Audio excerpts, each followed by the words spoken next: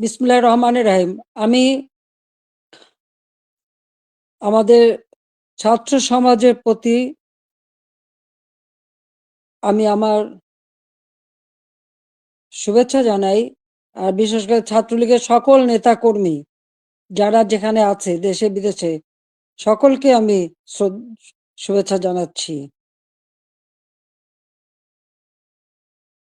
আসসালামু আলাইকুম এবং আদাব। সকলের জন্য আমার দোয়া আশীর্বাদ। বাংলাদেশ একটা ক্রান্তি লগ্নের মধ্য দিয়ে চলছে। বাংলাদেশকে নিয়ে যেন একটা ধ্বংসের খেলা শুরু হয়েছে।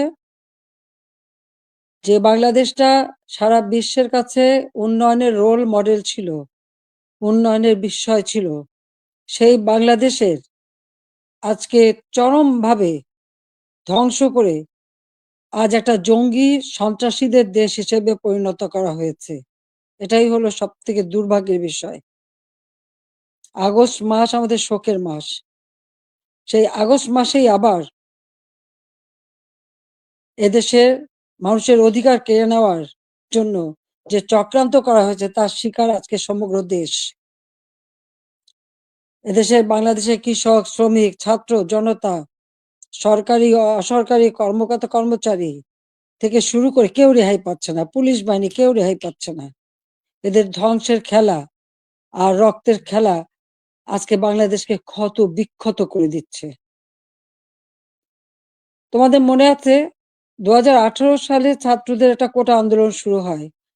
আমি তো সে আন্দোলন আমি তাদেরকে কিছুই বলিনি, বরং কোটা বন্ধ করে দিয়েছিলাম, তাদের দাবি পূরণ করেছিলাম। এরপরে মুক্তিযোদ্ধা কয়েকটা পরিবার একটা কোর্টে মামলা করে, তার একটা রায় হয়। সেই রায়ের যখন কোটা আবার চালু করে, আমরা সরকারের পক্ষ থেকেই রিট করে সেটা স্থগিত করে দিই। প্রকৃতপক্ষে আর কোটা আন্দোলন বা কোটা ইস্যুটাই ছিল না। কিন্তু এটা যে কোটা আন্দোলন ছিল না, এটা যে ছিল একটা ভিন্ন ষড়যন্ত্র, সেটা আমি বারবার বলেছি। এটা ছিল সেই একজন ক্ষমতার লোভী, তার মেটিকুলাস ডিজাইনের একটা অংশ। সেই অংশ হিসেবে সে ছাত্র হত্যা করেছে,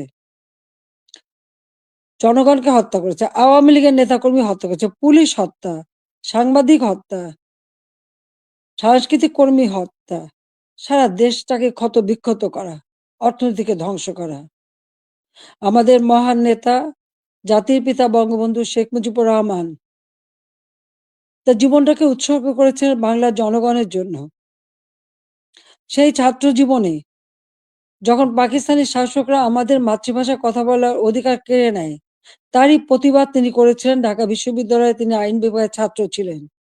আর এই প্রতিবাদ করবার জন্যই তিনি বাংলাদেশ ছাত্রলীগ প্রতিষ্ঠা করেন 1948 সালের 4 জানুয়ারি।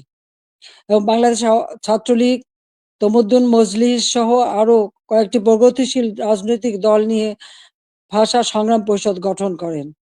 সেই ভাষা আন্দোলনে আমাদের যারা শহীদ হয়েছেন আমি তাদের আজকে স্মরণ করি। সালাম, বরকত, জব্বার যারা জীবন দিয়েছেন, রক্তের অক্ষরে বলে গেছেন আমরা মায়ের ভাষায় কথা বলতে চাই।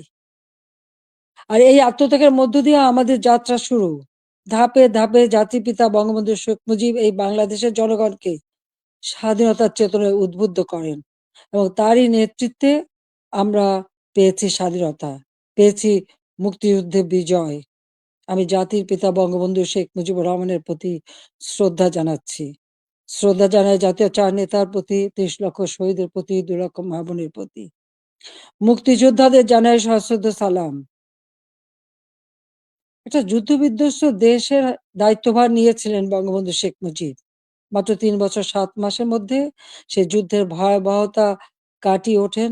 ধ্বংসস্তূপের উপর দাঁড়িয়ে যে যাত্রা শুরু করেছেন শূন্য হাতে, সেই বাংলাদেশকে তিনি মাত্র 3 বছর 7 মাসের মধ্যে একটা স্বল্পোন্নত দেশে উন্নীত করেন।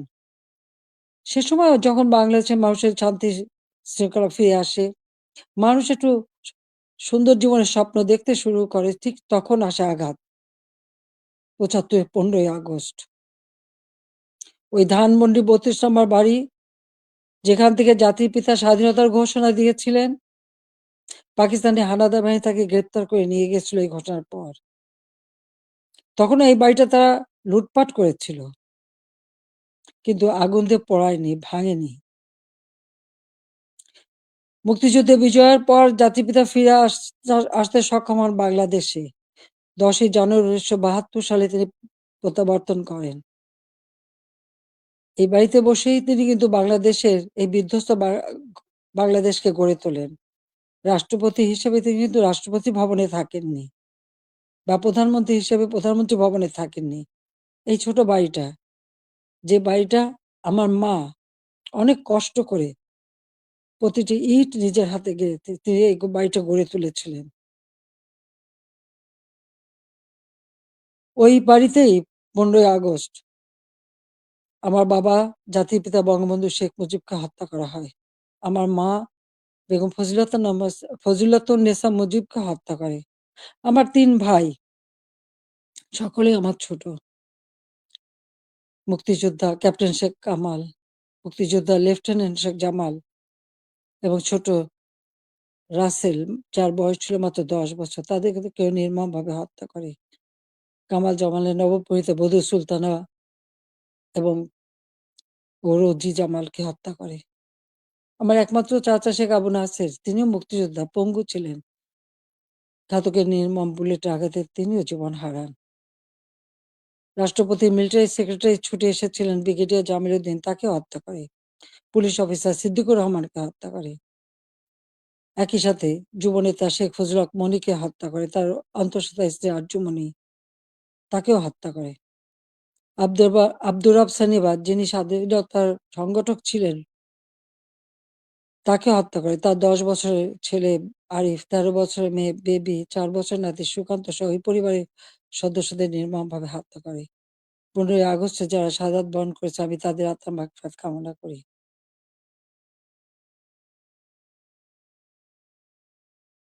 বাংলাদেশের ইতিহাসের সাথে ছাত্রলীগের ইতিহাস জড়িত। জাতির পিতা বঙ্গবন্ধু শেখ মুজিব বলেছিলেন, ছাত্রলীগের ইতিহাস বাংলাদেশের ইতিহাস। প্রতিটি সংগ্রাম, মুক্তিযুদ্ধে ছাত্রলীগের অবদান রয়েছে। ৭৫-এর পর গণতান্ত্রিক অধিকার প্রতিষ্ঠার জন্য যে সংগ্রাম করি, সেখানেও শহীদের তালিকায় ছাত্রলীগের সংখ্যাটাই বেশি। বারবার আঘাত এসেছে, একের পর এক কূ হয়েছে, হত্যা, কূ, ষড়যন্ত্রের রাজনীতি শুরু হয়েছে। সেখান থেকে বাঙালি জাতিকে উদ্ধার করে আমরা এদেশে গণতন্ত্র প্রতিষ্ঠা করি। ১৫ই আগস্ট আমার ছোট বোন রেহানা আর আমি বিদেশে ছিলাম বলে বেঁচে গিয়েছিলাম। ৬টি বছর প্রবাসে আমরা কাটাই। এরপর আমি সুযোগ পাই বাংলাদেশে ফিরে আসতে, বলতে গেলে অনেকটা জোর করে ফিরে আসি। যে দেশে আমার পিতামাতার ঘাতকের দল, যাদেরকে ইন্ডেমনিটি দেওয়া হয়েছিল, তাদের বিচার করা যাবে না। অর্থাৎ আমি একজন মানুষ হিসেবে আমার বাবা, মা, ভাইয়ের বিচার চাইতে পারবো না। সেই বিচারহীনতার সংস্কৃতি ছিল বাংলাদেশে। যে দেশে গণহত্যা চালিয়েছিল পাকিস্তান হানাদার বাহিনী, গ্রামের পর গ্রাম জ্বালিয়ে পুড়ে ছারখার করেছিল। মা বোনদেরকে ধরে নিয়ে ক্যাম্পে রেখে দিনের পর দিন পাশবিক অত্যাচার করত। সেই যুদ্ধাপরাধী যাদের বিচার জাতির পিতা শুরু করেছিলেন, তাদেরকেও কিন্তু ছেড়ে দেওয়া হয়, মুক্তি দেওয়া হয়েছিল তখন। সেই অবস্থায়ও কিন্তু আমি দেশে ফিরে এসেছিলাম একটা প্রত্যয় নিয়ে, যে আদর্শ নিয়ে, যে চেতনা দিয়ে বাংলাদেশ স্বাধীন হয়েছে। যে চেতনা নিয়ে বাংলাদেশ স্বাধীন হয়েছে, সেই মুক্তিযুদ্ধের চেতনাকে বাস্তবায়ন করা। যে আদর্শ বুকে ধারণ করে লাখো শহীদ রক্ত দিয়ে দেশ স্বাধীন করেছে, সেই শহীদের মর্যাদা রক্ষা করে বাংলাদেশের মানুষের অন্ন, বস্ত্র, বাসস্থান, চিকিৎসা, শিক্ষা, মৌলিক অধিকারগুলি নিশ্চিত করে বাংলাদেশকে একটা উন্নত, ক্ষুধা, দারিদ্র্যমুক্ত বাংলাদেশ গড়ে তোলা, যা জাতির পিতা বঙ্গবন্ধু শেখ মুজিবের স্বপ্ন ছিল। এবং সেই কাজে আমরা কিন্তু সাফল্য অর্জন করেছিলাম। ১ম বার সরকারে এসে আমরা অনেকগুলি উন্নয়নের কাজ করি। এরপর আসতে পারিনি। আবার বাংলাদেশে জঙ্গি, সন্ত্রাস, দুর্নীতির দেশ হয়েছিল। প্রায় ৮ টি বছর সময় নষ্ট হয়। ২০০৮ এর নির্বাচনে আওয়ামী লীগ এককভাবে ৩০০ সিটের মধ্যে ২৩৩ টা সিট পায়। বাংলাদেশের মানুষের আস্থা, বিশ্বাস অর্জন করে সরকার গঠন করি। ২০০৯ সাল থেকে ২০২৪ সাল এই বাংলাদেশ উন্নয়নশীল দেশের মর্যাদা পায় যখন আমরা জাতির পিতার জন্ম শতবার্ষিকী 2020 সালে এবং স্বাধীনতার সুবর্ণ জয়ন্তী 2021 সালে উদযাপন করি, তখনই কিন্তু বাংলাদেশ উন্নয়নশীল দেশের মর্যাদা পায় এবং জাতিসংঘ স্বীকৃতি দেয়। জাতির পিতা বঙ্গবন্ধু শেখ মুজিবের সেই ঐতিহাসিক 7ই মার্চের ভাষণ, সে ভাষণও ইউনেস্কো বিশ্ব প্রামাণ্য দলিলে স্থান করে দেয়। কারণ যে ভাষণ পৃথিবীর বিভিন্ন দেশে সামরিক অসামরিক নেতারা ভাষণের মধ্য দিয়ে মানুষকে উজ্জীবিত করেছে, সেই ভাষণগুলির মধ্যে প্রায় 2500 বছরের সকল ভাষণের মধ্যে জাতিপিতা বঙ্গবন্ধু শেখ মুজিবের ভাষণটি সর্বশ্রেষ্ঠ ভাষণ হিসেবে গণ্য হয়। আন্তর্জাতিক প্রামাণ্য দলিলে তার স্থান পেয়েছে। বাংলাদেশে এখন জাতির পিতা বঙ্গবন্ধু শেখ মুজিবের ভাষণ নিষিদ্ধ করেছে, কিন্তু আন্তর্জাতিকভাবে তো তার স্বীকৃতি পেয়েছে। 21শে ফেব্রুয়ারি সারা বিশ্বে আন্তর্জাতিক মাতৃভাষা দিবস হিসেবে স্বীকৃতি পেয়েছে, যেটা আওয়ামী লীগ সরকার এসেই আমরা সেই উদ্যোগ নিয়েছিলাম এবং ইউনেস্কো কর্তৃক সেটা স্বীকৃতি পেয়েছিল। বাংলাদেশের উন্নয়ন, এটা তো শুধু একথা তো কেউ বলতে পারবে না যে উন্নয়নটা শুধুমাত্র আমরা একটি দলের জন্য করেছি। এই উন্নয়নটা সারা দেশের মানুষের জন্য। আমরা দেশের ছেলে মেয়েদের, আমাদের ভবিষ্যৎ প্রজন্ম, তরুণ সমাজ যারা এদেশের একদিন কর্ণধার হবে, তাদের জন্য মানসম্মত শিক্ষার পরিবেশ আমরা তৈরি করেছিলাম, যেখানে ছিল অনবরত সেশন জট। সেখান থেকে মুক্ত করে আমরা শিক্ষার পরিবেশ তৈরি করি। সাথে সাথে ব্যাপকভাবে যাতে তরুণ সমাজের কর্মসংস্থান সৃষ্টি হয়, তার জন্য আমি সমস্ত কিছু বেসরকারি খাতে উন্মুক্ত করে দিই। আমাদের দেশে মাত্র একটা টেলিভিশন ছিল, একটা রেডিও ছিল।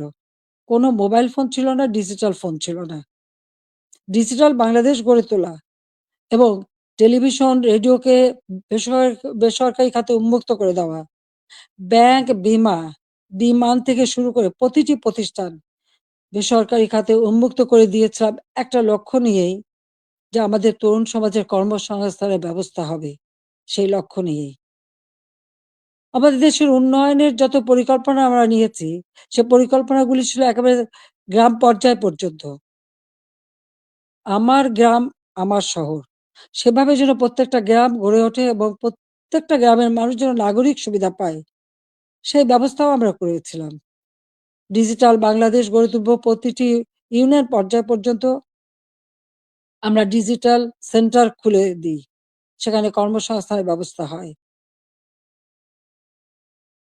আমাদের দেশে একসময় মানুষ কোনো ইন্টারনেট ব্যবহার করত না।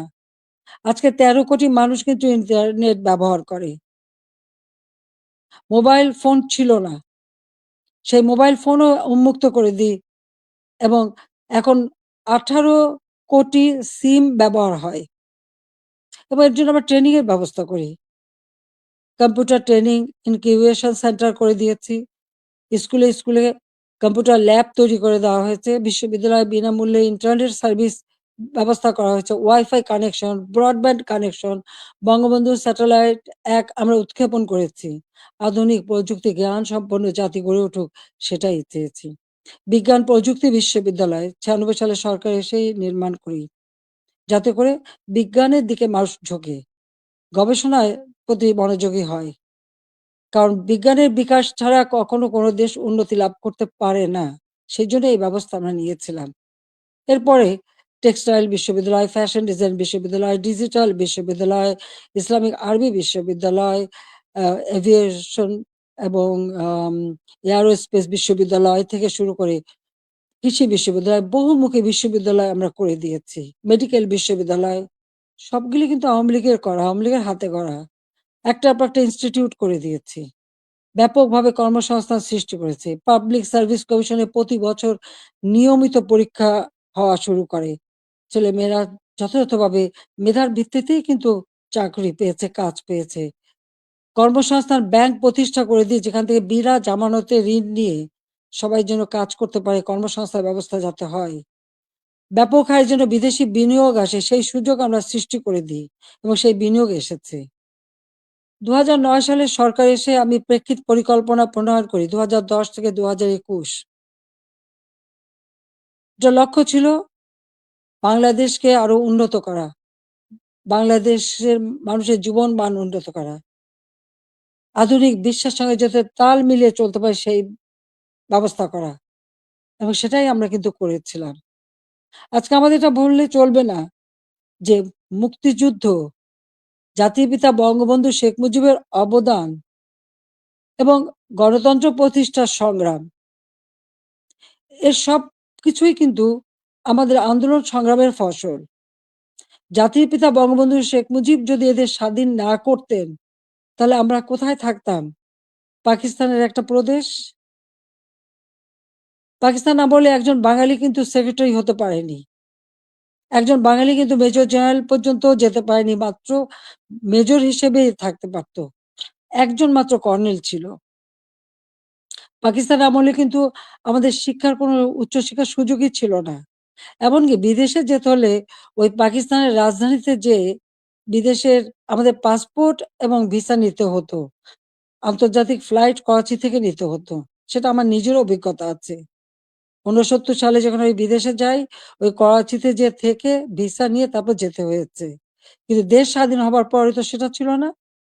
আমদানি-রপ্তানি ব্যবসা পূর্ববঙ্গে কেউ করতে পারত না। ওই পাকিস্তানে যেয়েই করতে হতো। কিন্তু আমরা স্বাধীনতা অর্জন করতে পেরেছি বলেই সকল সুযোগ আমরা পেয়েছি। আমাদের ছেলেমেয়েরা উচ্চ শিক্ষার সুযোগ পেয়েছে। আমাদের মুক্তিযুদ্ধের ইতিহাস আমাদের গৌরবের ইতিহাস, আমাদের বিজয়ের ইতিহাস। এই ইতিহাস কেউ মুছে ফেলতে পারবে না। আমি জানি এটা মুছে ফেলার চেষ্টা হচ্ছে। সংবিধানকে ধ্বংস করা, জাতীয় পতাকা ধ্বংস করা, অনেক চেষ্টাই করা হয়েছে।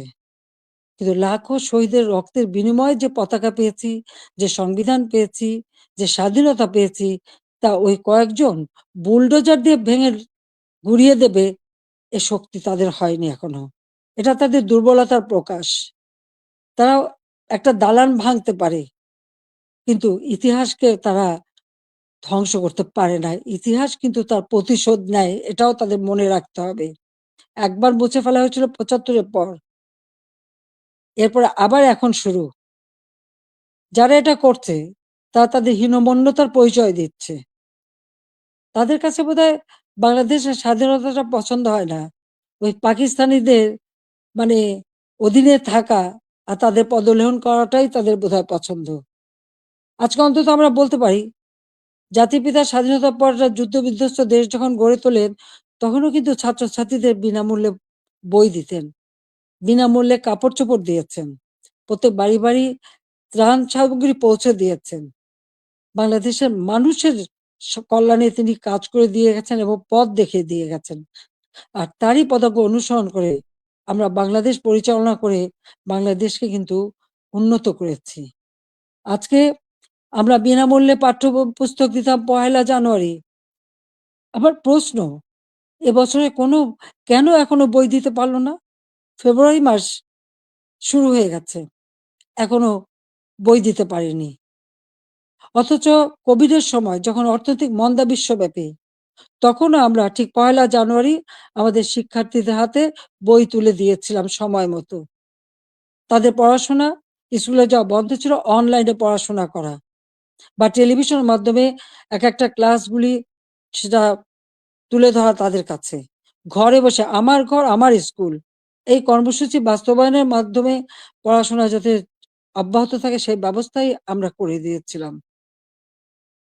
প্রত্যেকটা শিক্ষা প্রতিষ্ঠান একেবারে প্রাইমারি লেভেল থেকে নিয়ে শুরু করে সবগুলি কিন্তু উন্নতি আমরা করেছি। মাদ্রাসার শিক্ষার উন্নতি করেছি, স্বীকৃতি দিয়েছি। কওমি মাদ্রাসাকেও আমরা স্বীকৃতি দিয়েছি এবং অনেক মাদ্রাসা আমরা সরকারিকরণ বা সেগুলি আমরা স যাতে আমাদের সব রকম সহযোগিতা পায় সেই ব্যবস্থাও আমরা করে দিয়েছি। আমাদের শিক্ষার যাতে কোনোমতে ক্ষতি না হয়, প্রত্যেকটা ছেলেমেয়ে যাতে স্কুলে যেতে পারে। প্রাইমারি শিক্ষা আমরাই প্রতিষ্ঠিত করি এবং সেই সাথে, সাথে মায়ের নামে আমরা একটা বিশেষ অনুদান পাঠাতাম বাচ্চাদের স্কুলে পাঠানোর জন্য। উপবৃত্তি দেওয়া, বৃত্তি দেওয়া এবং উচ্চশিক্ষার সুযোগ করে দেওয়া। সেই পদক্ষেপ আমরা নিয়েছিলাম। যাতে আমাদের গরিব মেধাবী ছেলেমেয়েরা যথাযথভাবে পড়াশোনা করতে পারে, সেই সুযোগটা আমি করে দিয়েছিলাম। ৪ কোটির উপর শিক্ষার্থী এই সুযোগ পেত। এমনকি বঙ্গবন্ধু মেমোরিয়াল ট্রাস্ট আমরা যখন দেশে ফিরে আসি ওই বাড়িটি আমরা তো ব্যক্তিগত কাজে ব্যবহার করিনি ৩২ নম্বরের বঙ্গবন্ধু ভবন। আমরা ২ বোন জনগণকে দান করে দিয়েছিলাম বঙ্গবন্ধু মেমোরিয়াল ট্রাস্ট করে। এবং সেখানে একটি মিউজিয়াম করেছিলাম সেই স্মৃতি রক্ষার জন্য।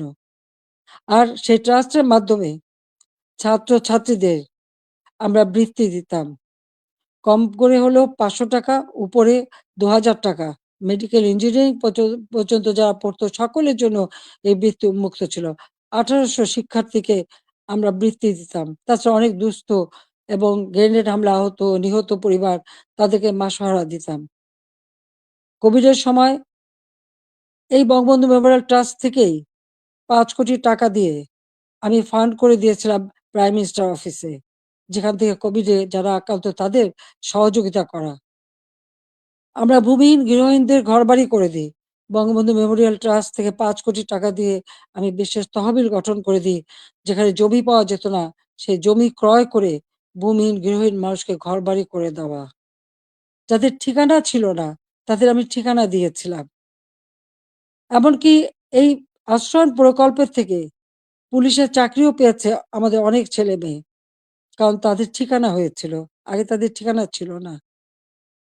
৫৮ টা জেলা ভূমিহীন গৃহহীন মুক্ত করেছিলাম। আমাদের লক্ষ্য ছিল যে আমরা সমগ্র জেলায় কোনো মানুষ ভূমিহীন গৃহহীন থাকবে না, সকলের একটা মর্যাদা থাকবে। ঢাকা শহরে বস্তিবাসীর জন্য আমি ফ্ল্যাট বাড়ি নির্মাণ করে সেখানে তাদের থাকার ব্যবস্থা ভাড়া ভিত্তিক। বস্তিতে যে ভাড়া দিত সেই ভাড়া দিয়েই যা থাকতে পারে সেই ব্যবস্থা করেছি। আমাদের দেশের যারা সুইপার, হরিজন, দলিত শ্রেণী তাদেরকে ফ্ল্যাট বাড়ি নির্মাণ করে দিয়েছি। এবং আমাদের বেদে, কুষ্ঠরোগী, হিজড়া প্রতিটি অনগ্রসর যারা তাদের জন্য বিনামূল্যে ঘর এবং তাদের জীবন জীবিকার ব্যবস্থা আমরা করে দিয়েছি। বাংলাদেশে আমি যখন ৯৬ সালে সরকার গঠন করি মাত্র ১৬০০ মেগাওয়াট বিদ্যুৎ ছিল। আমি ৪৩০০ মেগাওয়াটে উন্নীত করেছিলাম। কিন্তু পরবর্তীতে ৮ বছর পর যখন আবার সরকারে আসি তখন পেয়েছিলাম মাত্র ৩২০০ মেগাওয়াট। আমরা উদ্যোগ নিই। ঘরে, ঘরে বিদ্যুৎ দেব। প্রতিটি ঘর আলোকিত করব। আমাদের কথা রেখেছি। প্রত্যেক ঘরে, ঘরে আমরা বিদ্যুৎ পৌঁছে দিয়েছিলাম। প্রতিটি ঘর আলোকিত করেছিলাম। আমাদের লক্ষ্য ছিল যে একটি মানুষও কুঁড়ে ঘরে বাস করবে না। নিদেন পক্ষে একটা টিনের ঘরেও হলেও তাদের দেব। সেটা কিন্তু আমরা দিতে পেরেছি এবং এর পরবর্তীতে এসে সেমি পাকা ঘর আমরা দিয়ে দিয়েছি। যাতে মানুষ বাঁচতে পারে। খেলাধুলায় আরো আগ্রহী যাতে হয়। ক্রিকেট টেস্ট ম্যাচ সেটাও আমার সময়ে অর্জন করা এবং সেই সঙ্গে সঙ্গে তাদের ট্রেনিং করানো। ক্রিকেট, ফুটবল বা দেশীয় খেলা, হকি প্রত্যেকটা খেলার সুযোগ আমরা করে দিয়েছি এবং ছেলেমেয়ে উভয়ই সুযোগ পেত। আমাদের সে প্রাইমারি স্কুলে মেয়েদের জন্য বঙ্গমাতা গোল্ড কাপ টুর্নামেন্ট এবং ছেলেদের জন্য বঙ্গবন্ধু শেখ মুজিব গোল্ড কাপ টুর্নামেন্টের মাধ্যমে সেই ছোট্টবেলার থেকে যাতে তারা খেলতে পারে সেই ব্যবস্থা আমরা করে দিয়েছি। আজকে কি দুর্ভাগ্য আমাদের!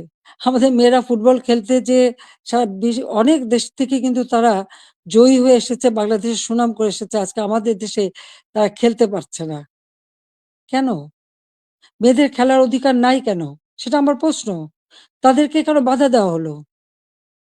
যারা এই বাধা দেন তারা কি ভুলে যান? আমাদের নবী করিম সাল্লাল্লাহু আলাইহি ওয়াসাল্লাম যখন ইসলাম ধর্ম প্রচার করেন, তখন কে ১ম ইসলাম ধর্ম গ্রহণ করেছিল? ইসলাম ধর্ম গ্রহণ করেছিল একজন নারী। তিনি বিবি খাদিজা। তিনি ১ম ইসলাম ধর্ম গ্রহণ করেন। সে কথাটা তাদের ভুললে চলবে না। মায়ের পেটেই সন্তান জন্ম নেয়। আর সেই মায়ের জাতিকে অবমাননা করা কেন? সেটা আমার প্রশ্ন।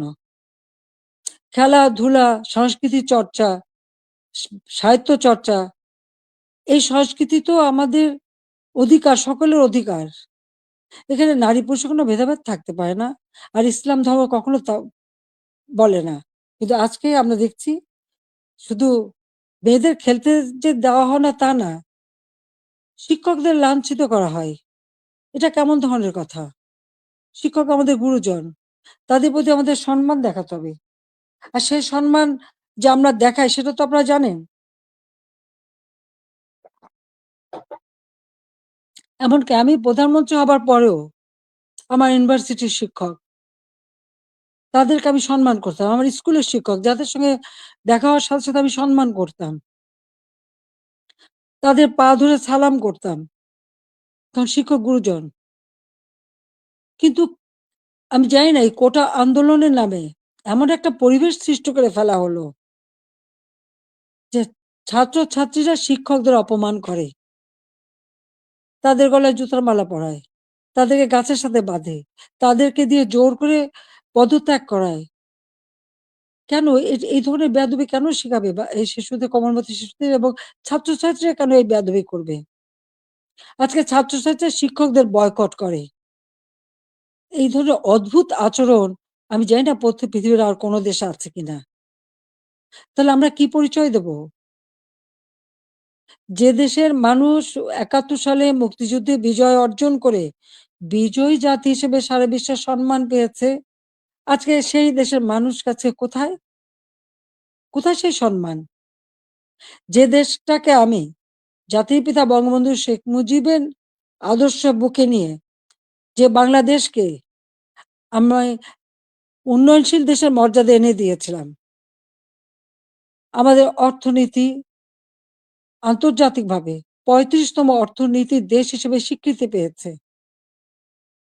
দারিদ্র্যের হার ৪১ ভাগ থেকে আমি ১৮.৭ ভাগে নামিয়ে এনেছিলাম। হতদরিদ্র ২৫ ভাগ থেকে আমি ৫.৬ ভাগে নামিয়ে এনেছিলাম। আমাদের সাক্ষরতার হার ৪৫ ভাগ থেকে ৭৮.৮ ভাগে উন্নীত করেছিলাম। এবং আমাদের দেশের ছেলেমেয়েরা দেশে বিদেশের জন্য যে পড়াশোনা করতে পারে।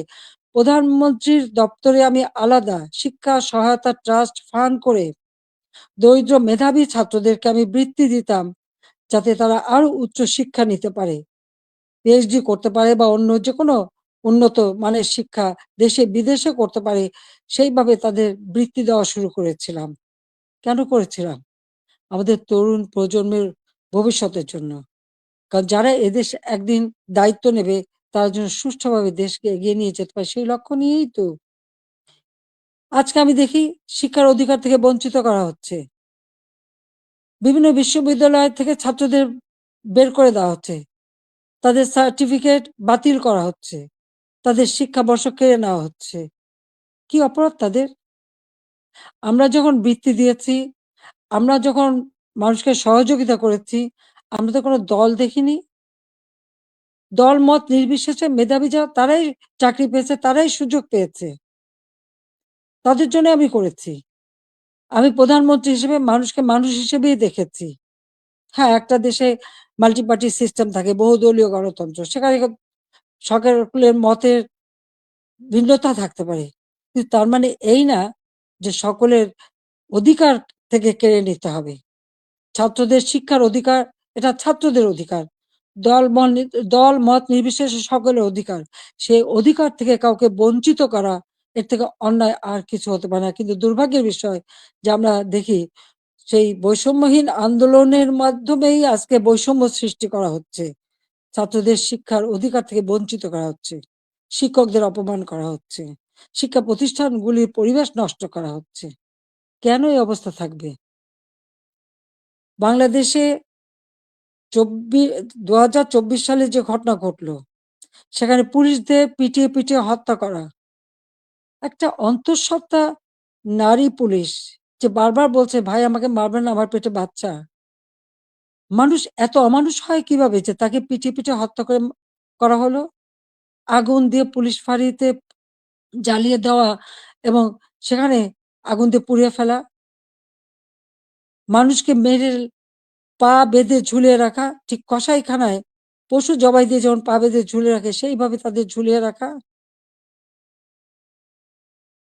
যারা এমনকি তাদেরকে এমনভাবে অপমান করা, কাপড় খুলে নিয়ে তাদেরকে একেকজনকে কিভাবে বেইজ্জতি করা। যারা এইসব ঘটনা ঘটে তাদের মধ্যে কি এতটুকু মানবিকতা নেই? এতটুকু শালীনতাবোধ নেই? কি করে একটা মানুষ এভাবে মানুষকে অত্যাচার করতে পারে? আমরা তো ১৫ বছর ৭ মাস তো ক্ষমতায় ছিলাম। এইভাবে তো আমরা কাউকে অপমান করিনি বা এভাবে দলীয়করণ আমরা করিনি। ব্যবসা-বাণিজ্য আজকে কেউ করতে পারছে না। ব্যবসায়ীদের উপর অনবরত আক্রমণ, গ্রেপ্তার, কলকারখানা বন্ধ, হাজার, হাজার শ্রমিক বেকার হয়ে যাচ্ছে। আজকে কৃষক চাষ করতে পারছে না।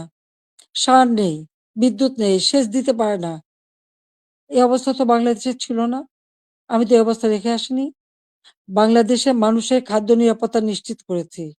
উত্তরবঙ্গে মঙ্গা লেগেই থাকতো, সেখানে মঙ্গা দূর করেছি। যারা একবেলা খাবার পেত না, অন্তত ৩ বেলা তারা খাবার পেত।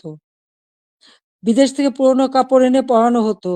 কই আওয়ামী লীগ সরকার আসার পরে তো বিদেশ থেকে পুরনো কাপড় এনে পরানো লাগেনি।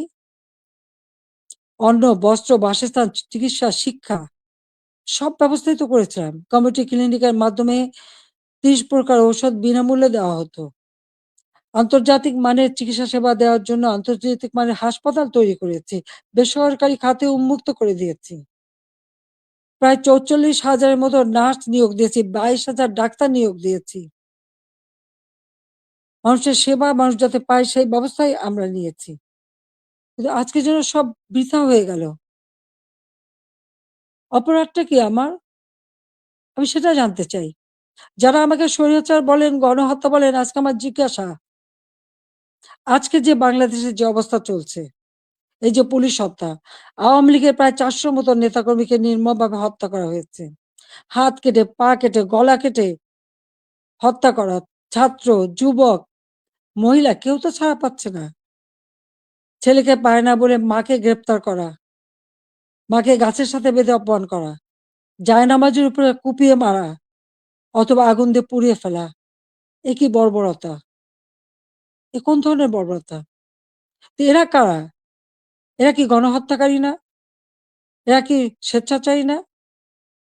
একজন যাকে সবথেকে বেশি সহযোগিতা আমি করেছিলাম। গ্রামীণ ব্যাংকের ম্যানেজারের পদ, ৳৬,০০০ বেতনের চাকরি ৯০ সালে পেয়েছিলেন। আমি ৯৬ তে সরকার আসার পরে এই গ্রামীণ ব্যাংকে ৪০০ কোটি টাকা দিয়ে এই গ্রামীণ ব্যাংকটাকে আমি দাঁড় করিয়ে দিই। শুধু তাই না, গ্রামীণ ফোনের ব্যবসাটাও ওই ডক্টর ইউনূসকে দিয়েছিলাম। আমার কাছে বারবার ধর্ণা দিয়েছিল। বলেছিল ওখান থেকে যে লাভ হবে সেই লাভের অংশ যাবে গ্রামীণ ব্যাংকে। তা কিন্তু যায়নি। বরং এগুলি বেচেই খেয়েছে। মানি লন্ডারিং করেছে, দুর্নীতি করেছে এবং তার ক্ষমতার লোভ আজকে বাংলাদেশকে ধ্বংসের দিকে নিয়ে এসেছে। একটি মানুষের ক্ষমতার লোভ বাংলাদেশকে জ্বালিয়ে পুড়িয়ে ছারখার করে দিচ্ছে। তার মধ্যে কি এতটুকু মনুষ্যত্ববোধ নেই?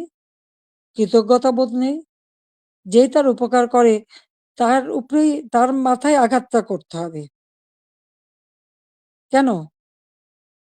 ক্ষুদ্র ঋণ আন্তর্জাতিকভাবে স্বীকৃত ছিল না। এই ডক্টর ইউনূসেরই অনুরোধে আমি নিজে তার সম্মেলনে উপস্থিত হই। যেখানে স্পেনের রানী কুইন সোফিয়া এবং হিলারি ক্লিনটন তারা উপস্থিত হন। আমি উপস্থিত ছিলাম বলে প্রধানমন্ত্রী হিসেবে। এবং ক্ষুদ্র ঋণ জাতিসংঘে যাতে স্বীকৃতি পায় সে ব্যবস্থাও আমি করেছিলাম। কিন্তু কত বড় বেইমান মুনাফিক যে তার ক্ষমতার লোভ এমন পর্যায়ে চলে গেল যে সে আমাকে আর রেহানাকে হত্যা করার পর্যন্ত পরিকল্পনা করল এবং তার বক্তৃতায় তিনি ধরা পড়ে গেছেন। বিল ক্লিনটনের ফাউন্ডেশনে সে মোটা টাকা দেয়। আমাদের দেশে কোনো দুর্যোগ দুর্বিপাকে কোনোদিন মানুষকে এক পয়সা সাহায্য করেনি, কিন্তু সেখানে তিনি মোটা টাকা দিয়েছিলেন। আপনারা দেখেছেন গত সেপ্টেম্বর মাসে জাতিসংঘ যখন যায় সেখানে বিল ক্লিনটন ফাউন্ডেশনে দাঁড়িয়ে ইউনূস সাহেব কি বক্তৃতা দিলেন? যে এই আন্দোলন, কোটা আন্দোলন এটা কোনো ছাত্র জনতার আন্দোলন ছিল না। এটা ছিল তার meticulously designed আন্দোলন, যা তার মাস্টার মাইন্ডের মাধ্যমে করা। ওই মাহফুজ আলমকে তার পরিচয় করে দিয়েছিল মাস্টার মাইন্ড হিসেবে।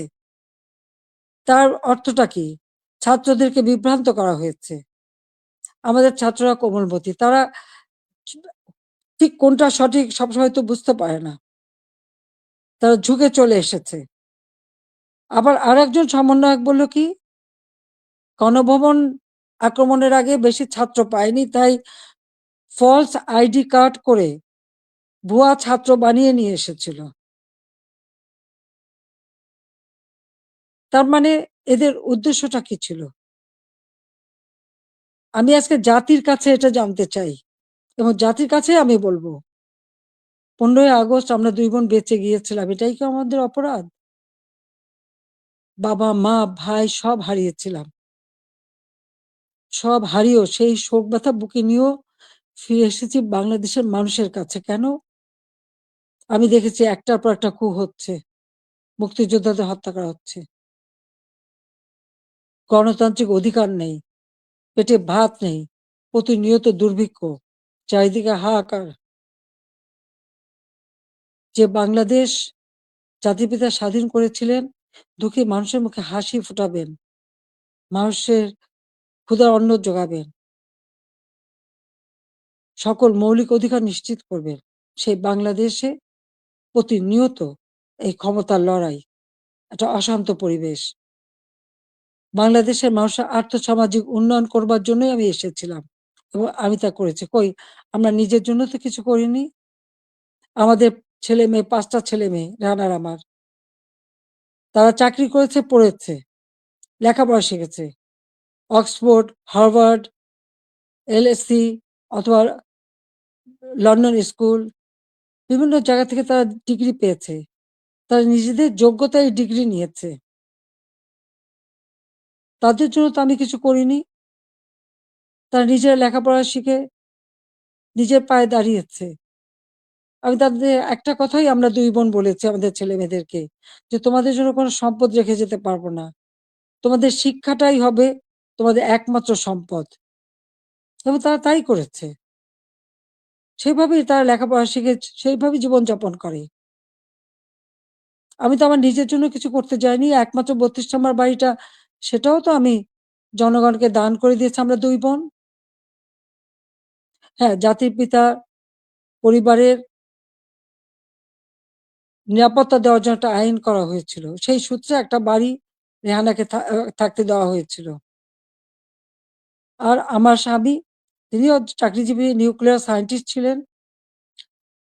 তার একটা বাড়ি ৫ নম্বরে, যেটা জয়পুতুলের। আজকে সেই বাড়িও পুড়িয়ে দেওয়া হয়েছে। রেহানার বাড়িও লুট করা হয়েছে। আর গণভবন তো সরকারি। সেটা ভাঙাচোরা, লুটপাট ২ হাতে লুট করা হয়েছে। এমনকি ডক্টর ইউনূস নিজেই ওখানে চলে গেছেন। তার সমন্বয়কদের সাথে নিয়ে, উপদেষ্টাদের সাথে নিয়ে। তিনিও বোধহয় লুটপাট করতে গিয়েছিলেন। আর ৩২ নাম্বার, এটা তো আমরা কোনো ব্যক্তিগতভাবে ব্যবহার করিনি। মিউজিয়াম সারা বিশ্বের অনেক বড়, বড় নেতারা এসেছেন। রাষ্ট্রপ্রধান এসেছেন, সরকার প্রধান এসেছেন। ওই বাড়ি ভিজিট করেছেন। আজকে সেই বাড়িটা ভেঙে ফেলা হচ্ছে। কেন? বাড়িটার কি অপরাধ? ওই বাড়িটাকে কেন এত ভয়? আমি দেশের মানুষের কাছে আজকে বিচার চাই। আমি দেশের জনগণের কাছে বিচার চাই। বলুন আপনারা। আমি কি আপনাদের জন্য কিছুই করিনি? আমি কি আপনাদের অন্ন, বস্ত্র, বাসস্থান, চিকিৎসার ব্যবস্থা করে দেইনি? আপনাদের ঘরে আলো জ্বালিনি? আপনাদের ছেলেমেয়ের লেখাপড়া শিক্ষার ব্যবস্থা করিনি? রাস্তাঘাট, পুল, ব্রিজ করে আপনাদের যোগাযোগের ব্যবস্থা, কর্মসংস্থানের ব্যবস্থা করে দেয়নি? তাহলে কেন এই অপমান? কেন এই বাড়িটা ভাঙা হবে? এই বাড়ি থেকে তো স্বাধীনতার ঘোষণা দিয়েছিলেন জাতির পিতা। আর স্বাধীন দেশ হয়েছিল বলেই তো আজকে বাংলাদেশ এত উন্নত হয়েছে। তাহলে এই বাড়ি কারা ভাঙে? আমি আপনাদের কাছে, দেশের জনগণের কাছে বিচার চাই। আমি ছাত্র সমাজের কাছেও এটা বলব যে, যারা বিভ্রান্ত করে তোমাদেরকে বিভ্রান্তির পথে নিয়ে গিয়েছিল, ওই সাধারণ ছাত্রছাত্রীদের প্রতি তো আমাদের কোনো রাগও নেই, কোনো অভিযোগও নেই। কারণ আমি জানি তোমাদের এই বয়সটাই এরকম। কিন্তু সকলে তো এর মধ্যে ঢোকেনি তো। যারা আজকে এই ধরনের ধ্বংস করছে, যারা মানুষ হত্যা করেছে, তারা তো খুনি হিসেবে চিহ্নিত হবে। এখানে সাধারণ ছাত্রছাত্রীদের কোনো দায়বদ্ধতা নেই। কাজেই আমি মনে করি যে এর থেকে সাধারণ ছাত্রছাত্রীদের দূরে থাকা ভালো। এদের এই ধ্বংসযজ্ঞে যেন অংশ না নেয়। বরং লেখাপড়ার পরিবেশ ফিরে আসুক, আরো উন্নত জীবন তোমরা পাও, আমি সেই দোয়াই করি। কিন্তু যে ইতিহাস আমাদের রক্তের অক্ষরে লেখা, সেই ইতিহাস ভুললে পরে নিজেদের অস্তিত্ব থাকবে না। সেই ইতিহাস ভুললে পরে আমরা বিশ্বে মাথা তুলে দাঁড়াতে পারবো না, চলতে পারবো না। 15ই আগস্টের পরে আমরা পারতাম না। খুনের জাতি হিসেবে পরিচিত ছিল এই দেশ। ভিক্ষার জাতি হিসেবে পরিচিত ছিল। প্রাকৃতিক দুর্যোগের দেশ হিসেবে পরিচিত ছিল। আমি সেখান থেকে বাংলাদেশকে উন্নত করে উন্নয়নের রোল মডেল হিসেবে সারা বিশ্বে বাংলাদেশের সম্মান নিয়ে এসেছিলাম। সারা বিশ্ব বাংলাদেশের উন্নয়নকে বিস্ময় বলে পরিচয় করত, তারা বিস্ময় বলে স্বীকার করত। কিন্তু 2024 সালের এই আগস্ট মাস থেকে আজকে বাংলাদেশ আবার সেই ধ্বংসের দেশ। আমার একটা প্রশ্ন, জুলাইয়ের 15 তারিখ থেকে যত রকমের হত্যাকাণ্ড, পুলিশ হত্যা, আওয়ামী লীগ নেতাকর্মী হত্যা, ছাত্র হত্যা, শিশু হত্যা, যত হত্যা হয়েছে, কেন ইন্ডেমনিটি দেওয়া হলো? অপরাধ করলে অপরাধীদের শাস্তি পেতে হবে।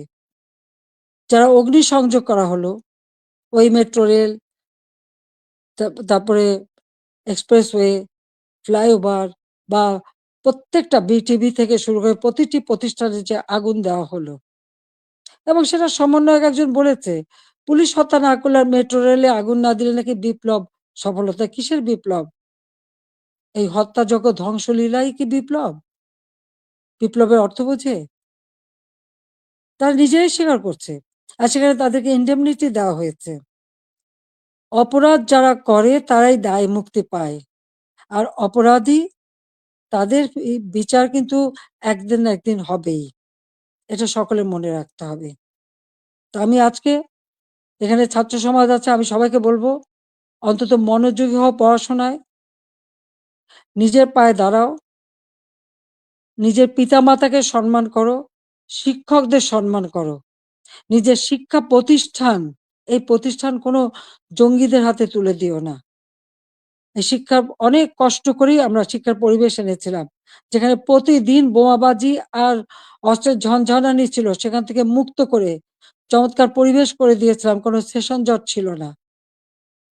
কিন্তু আজকে আবার সেই সেশন জট, আজকে আবার একটা দুঃসময় যাচ্ছে। আমাদের এই তরুণ সমাজই পারে এখান থেকে পরিবর্তন আনতে। যে চেতনা নিয়ে লাখো শহীদ রক্ত দিয়েছে, সে চেতনাকে ধ্বংস হতে দিও না। তাহলে নিজেরা বিদেশেও মুখ দেখাতে পারবে না, দেশেও না। মানুষের ধিক্কার ছাড়া কিছু জুটবে না। কাজে সকলে সাধারণ শিক্ষার্থীদের বলবো, তোমরা দেশকে ভালোবাসো, দেশের মানুষকে ভালোবাসো, মানুষের কল্যাণে কাজ করো। আর ওই যারা জঙ্গি, সন্ত্রাসী, যারা এই অগ্নিসংযোগ, মানুষ হত্যা আর এই ভাঙচুর করতে পারে, ইতিহাস মুছে ফেলতে চায়, তাদেরকে ধিক্কার জানাও। আজকে আবার আমি আমি এখান থেকে বিদায় নেব। তার আগে আমি এটুকুই বলবো, দেশের মানুষের কাছেই আমার জিজ্ঞাসা, যে যারা মানুষ হত্যা করে, যারা ধ্বংসযজ্ঞ চালায়, তারা ফ্যাসিবাদী, না যারা মানুষের কল্যাণ করে, অন্ন বস্ত্র বাসস্থানের ব্যবস্থা করে, ঘরে ঘরে আলো জ্বালে, দেশের মানুষকে উন্নত জীবন দেয়, তারা ফ্যাসিবাদী? কারা স্বৈরাচার? এটা দেশের জনগণই বিচার করবেন। আমি তো আপনাদের কল্যাণে কাজ করেছি, দেশের মানুষের কল্যাণে কাজ করেছি। নিজের দিকে তো তাকাইনি, নিজের কি আছে না আছে সে তো দেখিনি। শুধু আপনাদের কল্যাণের জন্যই সবটুকু উজাড় করে দিয়ে দিন রাত পরিশ্রম করে মাত্র 15 বছরের মধ্যে বাংলাদেশকে উন্নত দেশ করেছি, উন্নয়নশীল দেশের মর্যাদা এনে দিয়েছি। যা বিশ্বে বাংলাদেশের মর্যাদা অর্জন করেছিল, আজকে সব ধ্বংস হয়ে গেছে। তবে আমি এটুকু আশাবাদী, হ্যাঁ, আমাদের যে স্মৃতিটুকু নিয়ে দুই বোন বেঁচে ছিলাম, আজকে সেই স্মৃতিটুকু ভেঙে ফেলা হচ্ছে। এর আগে আগুন দিয়ে পুড়িয়েছে, আজকে তা ভেঙে ফেলা হচ্ছে। হ্যাঁ, একটা দালান ভেঙে ফেলতে পারে, ইতিহাস মুছতে পারবে না। একবার ভাঙলে আবার আমরা গড়তে পারবো। এই বাংলাদেশ আবার মাথা তুলে দাঁড়াবে। বাংলাদেশের মানুষ আবার বিশ্ব দরবারে মাথা উঁচু করে দাঁড়াবে। আল্লাহ যখন বাঁচিয়ে রেখেছেন, তো নিশ্চয়ই আমার কিছু কাজ বাকি আছে। সেটুকু করার জন্য আল্লাহ বাঁচিয়ে রেখেছেন। নইলে বারবার কেন মৃত্যুর হাত থেকে বেঁচে আসবো? মানুষের দোয়া, উপরে আল্লাহ রাব্বুল আলামিন ওই গ্রেনেড হামলা, গুলি, বোমা সব জায়গা থেকে তো আমাকে রক্ষা করে নিয়ে এসেছেন। এবারেও তো সেই একই অবস্থা। এবার তো একটাই লক্ষ্য ছিল। তার meticulous ডিজাইনই ছিল ইউনূস সাহেবের আমাকে ২ বোনকে হত্যা করা। তারপরেও কিভাবে আল্লাহ আমাদেরকে রক্ষা করেছেন। কাজেই আবার বাংলাদেশ ফিরে আসবে। মুক্তিযুদ্ধের চেতনা গড়ে উঠবে। শহীদের রক্ত কখনো বৃথা যেতে পারে না। এটাই আমার কথা। আমি ছাত্রলীগকে ব্যান্ড করেছে। ছাত্রকে ব্যান্ড করার কোনো অধিকার নেই। কারণ ইউনূস সাহেবের ক্ষমতা দখল সম্পূর্ণ অবৈধ, অসাংবিধানিক। অস্ত্র, অর্থের জোরে মানুষ খুন করে মানুষের লাশের উপর পাড়া দিয়ে সে ক্ষমতায় এসেছে। এভাবে অন্যায় করে যারা ক্ষমতায় আসে, এই ক্ষমতা কিছুদিন ভোগ করতে পারে। কারণ নিজে ট্যাক্স দেবে না, মানুষের উপর ট্যাক্সের বোঝা চাপাবে, ভ্যাট বসাবে। জনগণের ভাত দিতে পারবে না, পুলিশের পোশাক বদলায়। পাকিস্তানিদের পোশাকের সাথে মিলিয়ে পোশাক পরায়। কৃষক চাষ করতে পারে না, সার পায় না, সেচ পায় না, শ্রমিক কাজ পায় না, শ্রমিকদের বেকার করে দেয়। অথচ নিজের অর্থ সম্পদ ঠিকই আছে এবং অর্থ পাচার করা অব্যাহত রেখে দিয়েছে। কাজে এ অন্যায় আল্লাহ রাব্বুল আলামিনও সইবে না। এবং বাংলাদেশের মানুষকেও বলবো, আপনারাও এই অন্যায়ের প্রতিবাদ করবেন, প্রতিরোধ গড়ে তুলবেন। বাংলাদেশকে এভাবে ধ্বংস হতে দেবেন না। আমি আছি আপনাদের পাশে। আমি যত দূরেই থাকি না কেন, আমার মন আপনাদের সাথে আছে। আর আপনারা আমার মনের ভিতরে আছেন। বাংলার জনগণকে নিয়ে তো সব শোক ভুলেছিলাম। বাংলাদেশের মানুষকেই তো একটা নিজের পরিবার হিসেবে আমি নিয়েছিলাম। আর সেইভাবে নিজের ছেলে-মেয়েকে স্নেহবঞ্চিত করেছি। কিন্তু আপনাদের জন্য দিন-রাত পরিশ্রম করেছি। কাজে আমি আপনাদের কাছেই বিচার চাই, আর আপনাদের সহযোগিতা চাই। যে এই ধ্বংসযজ্ঞ থেকে যেন বাংলাদেশ মুক্তি পায়, এই দমবন্ধ করা পরিবেশ থেকে যেন বাংলাদেশের মানুষ মুক্তি পায়, বাংলাদেশের মানুষ যেন জীবনের নিরাপত্তা পায়, শান্তিতে চলতে পারে, সেটাই আমাদের কামনা, সেটাই আমরা চাই। কাজে আজকে যারা এই ধরনের দুর্বৃত্ত পরায়ণ করছে, এই দুর্বৃত্ত পরায়ণদের হাত থেকে, এই দুর্বৃত্তদের হাত থেকে দেশকে রক্ষা করতে হবে। তার জন্য সকলকেই ঘুরে দাঁড়াতে হবে, প্রতিরোধ গড়ে তুলতে হবে। আসুন সকলে মিলে আবার আমরা আমাদের দেশকে মুক্তিযুদ্ধের চেতনায় গড়ে তুলি। ইনশাআল্লাহ ২০৪১ সালের মধ্যে বাংলাদেশ ক্ষুধামুক্ত, দারিদ্র্যমুক্ত, উন্নত, সমৃদ্ধ, স্মার্ট বাংলাদেশ হিসেবে গড়ে উঠবে। এবং সেটা আমরা করতে পারবো ইনশাআল্লাহ। জয় বাংলা, জয় বঙ্গবন্ধু, বাংলাদেশ চিরজীবী হোক। ছাত্রলীগকে ধন্যবাদ আজকে এই সুযোগটা করে দেওয়ার জন্য। তোমরা ভালো থাকো। তোমাদের দোয়া করি, সেই সাথে, সাথে সকল ছাত্র সমাজ, তাদের জন্য আমার দোয়া, আশীর্বাদ রইল। সবাইকে আবারও বলবো, মনোযোগ দিয়ে লেখাপড়া শেখো, দেশকে ভালোবাসো, দেশের মানুষকে ভালোবাসো, দেশের কল্যাণে কাজ করো। আমার দোয়া আশীর্বাদ সবসময় তোমাদের জন্য থাকবে। খোদা হাফেজ। জয় বাংলা, জয় বঙ্গবন্ধু।